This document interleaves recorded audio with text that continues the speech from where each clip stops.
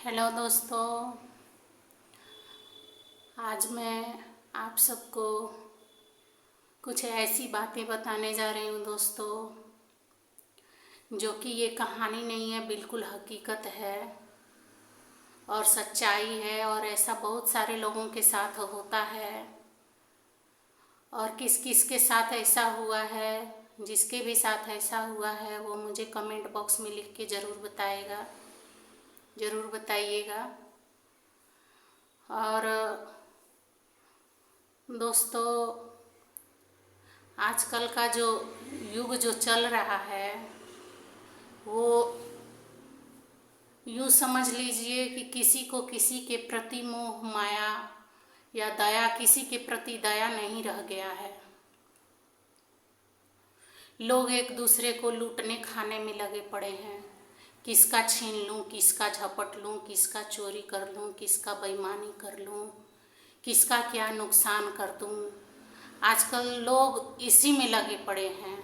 ज़्यादातर लोग इसी में लगे पड़े हैं। लोगों से धोखाधड़ी, किसके साथ धोखा करना है, किसके साथ गद्दारी करना है, किससे गद्दारी करके उसका धन हड़प लिया जाए, उसका खेत बाड़ी, घर द्वार, गाड़ी मोटर जो भी है उसको कैसे छीना झपटा जाए।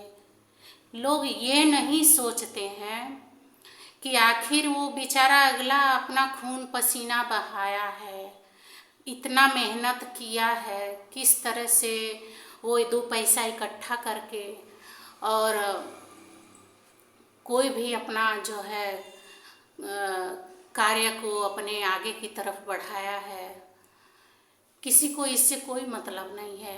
यहाँ लोगों को यही मतलब है कि अगर कोई अपना खून पसीना बहा करके दो पैसा कमाया है, अपने बीवी बच्चों को, आत्मा को भी कष्ट में पहुंचा करके दो पैसा इकट्ठा करके अपना सहेज करके कुछ किया है, तो उसका क्यों न हड़प लिया जाए। लोगों को ये नज़र नहीं आएगा कि वो अगला कैसे कमाया है दो पैसा। उनको बस ये नज़र आएगा कि हाँ, इसका कैसा हड़प लिया जाए, इसको कैसे बर्बाद कर दिया जाए।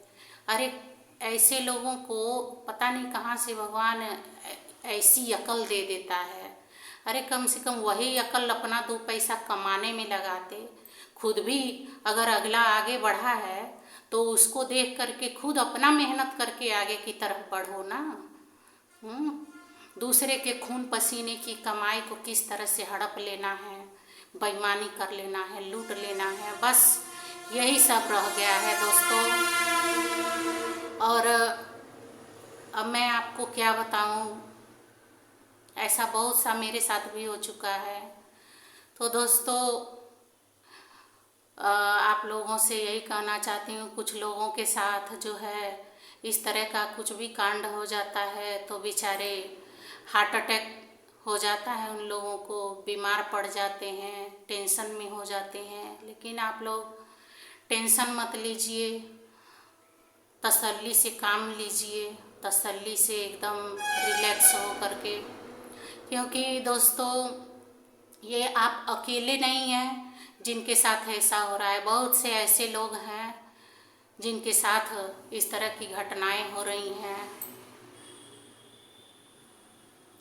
लोग एक दूसरे का लूट रहे हैं, हड़प रहे हैं। तो दोस्तों, मैं आपको एक बात बताना चाहती हूँ कि कुछ तो जो है रिलेशन वाले जो हैं वो भी इस तरह की हरकतें करते हैं।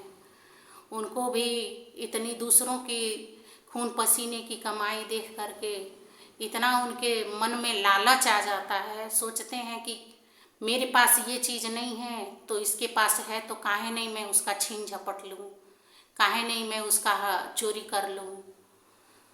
लेकिन उनको ये समझ में नहीं आता है कि अरे जो ये सब चीज़ों को करने से भगवान के यहाँ से जो लोग पाप इकट्ठा कर रहे हैं वो किस नरक में जा कर के लोग भोगेंगे। यहाँ तक कि कुछ रिश्तेदार तो ऐसे होते हैं जो आप लोगों का दुख तकलीफ जानने का उनको कोई चस्का नहीं रहता है, कोई ये नहीं रहता है कि हाँ वो चलना है तो उनके दुख में, तकलीफ में, उनके कष्ट में थोड़ा सहायता करें, थोड़ा उनका मन का बोझ हल्का करें, दुख तकलीफ जो है अपना एक दूसरे का शेयर करके। वो लोग ये सोच करके आते हैं कि चलना है तो इनके घर से क्या चीज़ ऐसा मिले जो हम चुरा के ले आए। वो लोग ये सोच कर चलते हैं कि हमारे घर में ऐसा क्या चीज़ है, नहीं है, जो उनके घर से हम चुरा के ले आ सकते हैं। दोस्तों, ये नहीं सोचते हैं कि हाँ अगला कैसे अपना मेहनत करके दो पैसा इकट्ठा करके कमाया है, किस तरह से खरीदा है, किस तरह से लाया है, ये उनको नज़र में नहीं है। उनको बस ये कहीं नज़र में है कि हाँ मेरे पास अगर नहीं है तो बस चोरी करो, चाहे वो किसी भी इंसान का हो, चाहे लूले लंगड़े का हो, अपाहिज का हो, विधवा औरत का हो, या किसी भी लाचार व्यक्ति का हो, बस उसको छीनो, झपटो, अपना बना लो। ऐसे लोगों को तो भगवान से भी डर नहीं लगता है। और इसमें बच्चे से लेकर के जो बड़े हैं वो भी पूरा पूरा मतलब लगे रहते हैं। ये नहीं है कि हाँ चलो परिवार का एक ही आदमी अगर चोर निकला है तो चोर निकला है। अगर आपके देखिए रिलेशन के अगर कोई भी आ भी रहे हैं तो वो लोग पूरा प्लानिंग करके चलते हैं। उनके परिवार में सब लोग मिले जुले रहते हैं, ताकि अगर कोई बात अगर पूछ भी लिया जाए तो सारे के सारे तुरंत ऐसे लड़ पड़ते हैं जैसे कि हाँ कोई अगला झूठा इल्ज़ाम लगा दिया हो, जबकि सब जानते हैं कि हाँ कोई भी चीज़ किसके घर में से कैसे लाया गया है या कैसे नहीं लाया गया है। दोस्तों, कुछ माँ बाप ऐसे होते हैं जो अपने बच्चों को सिखाते हैं कि बेटा चलना, उनके यहाँ से अगर छोटी मोटी कोई चीज़ मिल जाए तो उठा के धीरे से अपने बैग में रख देना। इसलिए करते हैं लोग कि अगर पकड़ा गए तो बच्चे को नाम लगा करके भाई बच्चा है चलो रख दिया होगा, ऐसे वैसे करके अपना बच जाएंगे। लेकिन हकीकत में तो सारा जो इसका जो है मास्टरमाइंड जो रहते हैं वो माँ बाप ही रहते हैं, जो सिखाते हैं कि हाँ बेटा इस तरह से किसके घर में चलना है तो किस तरह से कोई सामान उनके घर से चोरी करना है। तो घर से माँ बाप अपने बच्चों को पूरा अच्छी तरह से पढ़ाई दे करके तब ले करके आते हैं। और इस तरह से क्योंकि हमारे साथ ऐसी कई बार ऐसी घटनाएं हो चुकी हैं। लेकिन दोस्तों, सोचने वाली बात इसमें ये हो जाती है कि आदमी खुल करके बोल नहीं पाता है, कह नहीं पाता है। ये सोच में पड़ जाता है कि रिश्ता टूट जाएगा, रिलेशन टूट जाएगा अगर हमने ऐसा कह दिया, अगर हमने उनको बता दिया, जबकि हम खुद 100% जान चुके होते हैं कि हाँ यही आदमी है जो हमारा सामान चोरी करके ले गया है, यही आदमी है। अब देखिए दोस्तों, शहर में है तो लोग कैमरा लगा के रखते हैं, तो कैमरे की वजह से बहुत हद तक चोरियां कम ही होती हैं, क्योंकि चोर को पकड़े जाने का डर होता है। लेकिन गांव देहात में जो है, तो गांव देहात में दोस्तों एकदम आराम से लोग मौका पाते ही चोरी करते हैं। वो लोग ये सोचते हैं कि यहाँ तो कोई ऐसा व्यवस्था है नहीं, कोई पकड़ पाएगा नहीं, कोई देख नहीं रहा है और हम आराम से अपना हाथ साफ कर सकते हैं, कोई कुछ नहीं बोलेगा। दोस्तों, बहुत सोचना पड़ जाता है कि अगर हम बोल देंगे तो रिश्ता खराब हो जाएगा, लेकिन बोलना भी ज़रूरी होता है, क्योंकि अगर आप लोग बोलेंगे नहीं तो वो लोग एकदम से उनको आदत पड़ जाएगी, हमेशा आएंगे लोग, कुछ ना कुछ आपके घर से चोरी करेंगे, लेके जाएंगे कुछ ना कुछ, भले ही छोटा मोटा ही सामान हो, लेकिन चोरी तो चोरी ही है। दोस्तों, कोई भी चीज़ आजकल फ्री में नहीं कहीं मिलता है, हर चीज़ का पैसा लगता है, चाहे वो सामान छोटा हो या बड़ा हो, हर चीज़ का पैसा लगता है। लेकिन चोरी करने वाले जो रिलेशन वाले होते हैं, रिश्तेदार होते हैं, उनको खुद समझ होना चाहिए कि हाँ हम इस तरह की हरकतें कर रहे हैं, अगला भी तो मेहनत करके दो पैसा कमाया है, अपना खून पसीना बहाया है तभी तो लाया है। लेकिन किसी को कुछ असर नहीं ऐसा है, असर नहीं होने वाला है। क्योंकि जिन लोगों को चोरी करने की आदत ऐसी पड़ चुकी होती है, चोरी का खाने का आदत पड़ चुका होता है, वो लोग कभी सुधरने वाले नहीं होते हैं दोस्तों, और ना ही कभी सुधरते हैं। उनके लिए तो बस भगवान ही एक न्याय का रास्ता है।